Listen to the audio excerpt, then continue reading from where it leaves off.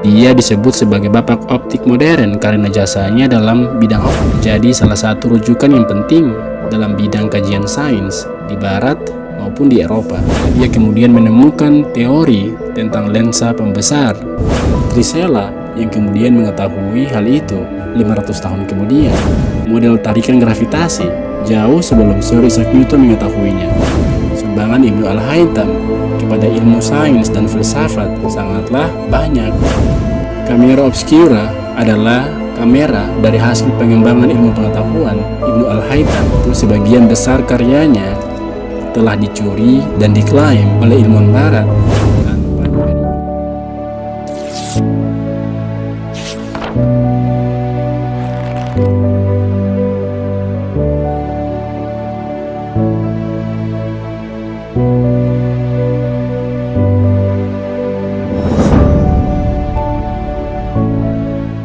Hai, it's me, D again. Bagaimana kabar kalian hari ini? Semoga sehat-sehat selalu, stay strong dan jangan pernah menyerah. Seperti biasa, kita akan selalu mencari hal-hal menarik yang ada di dunia ini untuk dibahas bersama-sama. Dan semoga saja you guys enjoy the video. So, pada video kita kali ini, kita akan membahas salah satu ilmuwan Islam yang terkemuka, yang sangat terkenal. Dia sendiri dikenal dunia sebagai bapak dari ilmu optik, yang juga diyakini sebagai orang pertama yang telah berjasa menemukan kamera.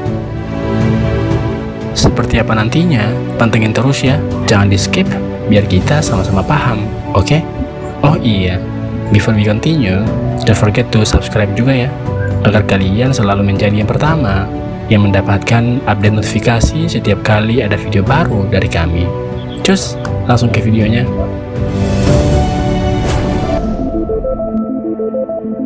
Sejarah dunia telah dengan jelas membuktikan banyaknya sarjana dan ilmuwan Islam yang telah berjasa memberikan pengaruh yang sangat baik pada ilmu pengetahuan dunia, yang hal itu tentu tidak perlu diragukan lagi, baik dalam bidang filsafat, kedokteran, sains, politik, kesusastraan, agama, astrologi, arsitektur, dan masih banyak lagi yang lain.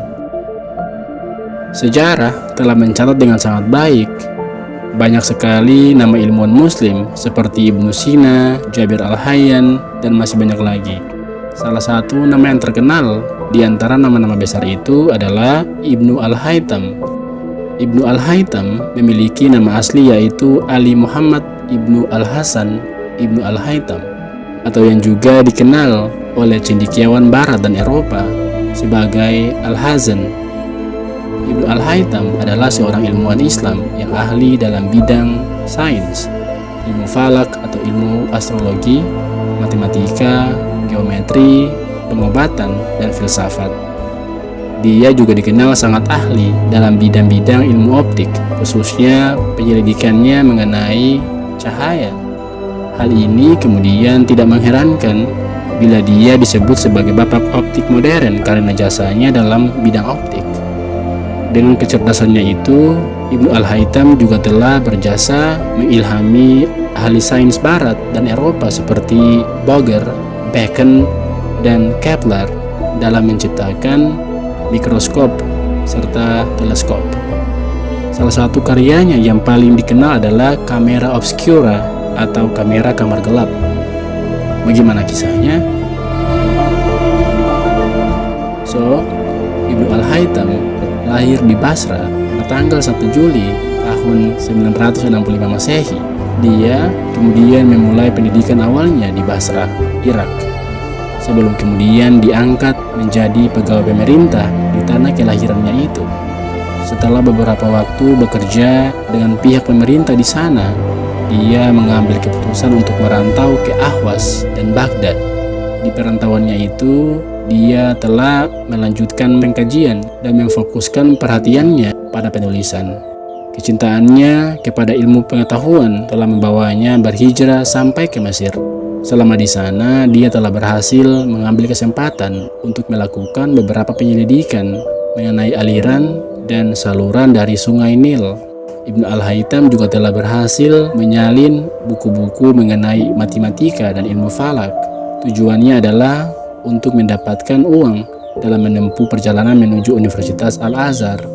Kemudian hasil usahanya itu membuat beliau telah menjadi seseorang yang sangat mahir dalam bidang sains, ilmu falak, matematika, geometri, pengobatan, dan falsafah. Tulisannya yang mengenai mata telah menjadi salah satu rujukan yang penting dalam bidang kajian sains di Barat maupun di Eropa.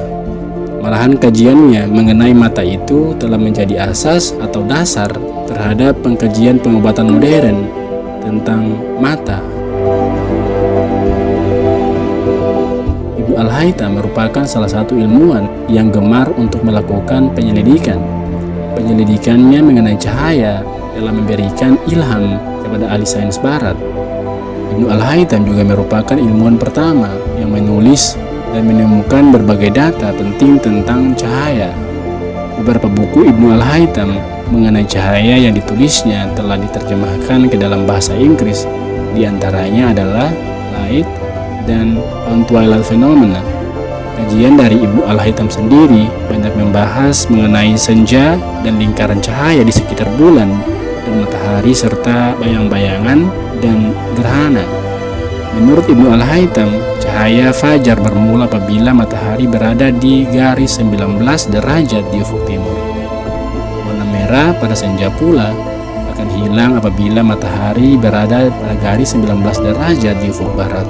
Dalam kajiannya itu, Ibnu Al-Haytham juga telah menjelaskan bagaimana kedudukan atau sifat cahaya, seperti bias cahaya dan pembalikan cahaya. Ibnu Al-Haytham juga turut melakukan percobaan besar terhadap kaca yang dibakar. Dan dari situlah dia kemudian menemukan teori tentang lensa pembesar. Teori Ibnu Al-Haytham ini juga telah digunakan oleh para ilmuwan di Italia untuk menghasilkan kaca pembesar yang pertama di dunia. Yang lebih menakjubkan lagi, Ibnu Al-Haytham juga telah berhasil menemukan prinsip isi padu udara.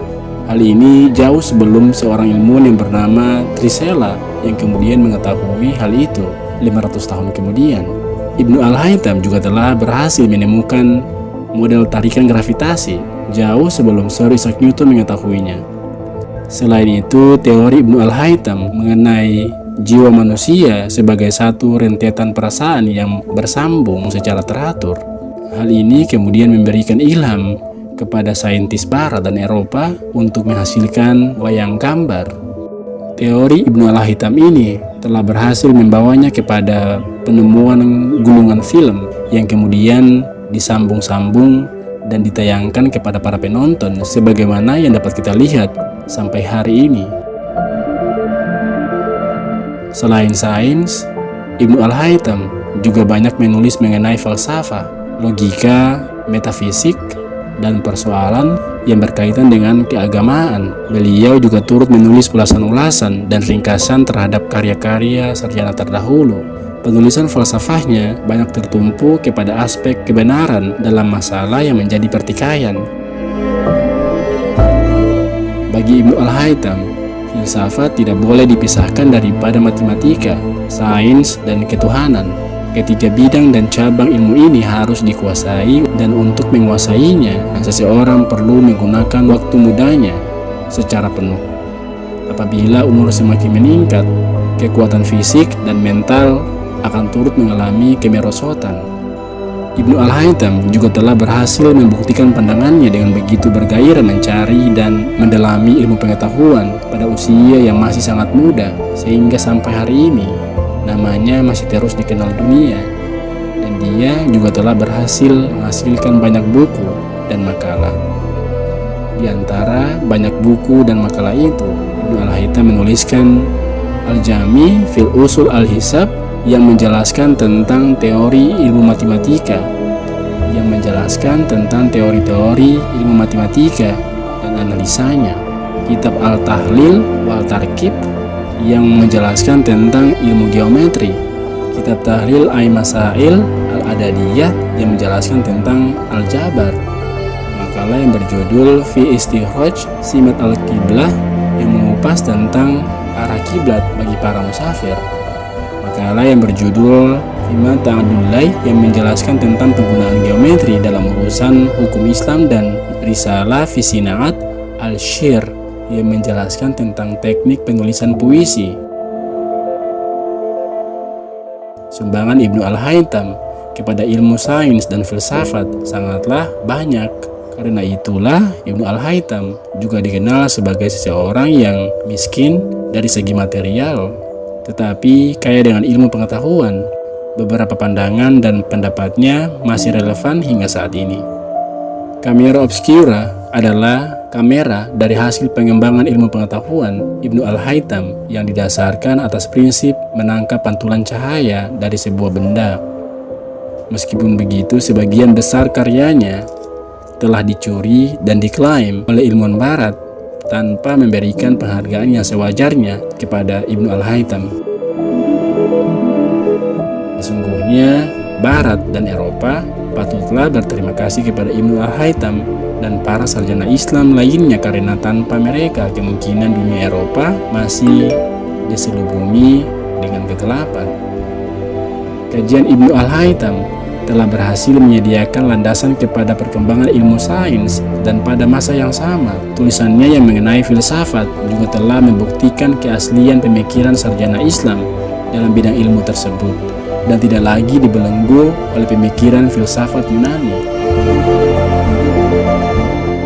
Sejarah dunia telah dengan jelas membuktikan betapa dunia Islam telah melahirkan banyak golongan sarjana dan ilmuwan yang cukup hebat dalam bidang falsafah, sains, politik, kesusastraan, kemasyarakatan, agama, pengobatan, dan lain sebagainya.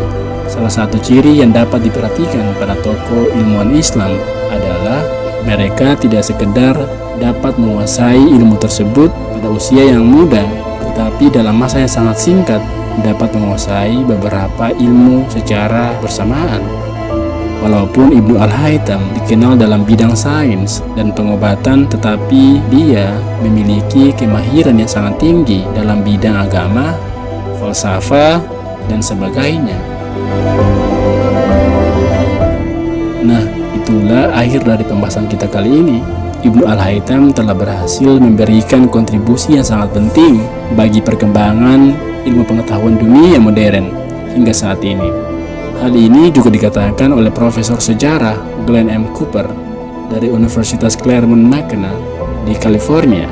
Beliau berkata, Ibnu Al-Haytham adalah salah satu orang yang benar-benar hebat dalam sains. Hal itu juga berarti semua karya Ibnu Al-Haytham tentang optik dan cahaya telah memberikan kontribusi besar di berbagai peradaban, membantu dalam pembentukan pemahaman tentang alam semesta dan pengaruhnya bagi kehidupan kita sehari-hari. Itu. Bagaimana menurut kalian? Berikan selalu pendapat-pendapat terbaik kalian terkait pembahasan kita kali ini. But in the end, I hope you guys enjoy the video. Don't forget to like the video and subscribe juga untuk selalu mendapatkan notifikasi setiap kali ada video baru dari kami. Now it's time for me to sign out. My name is D. Stay safe and until next time.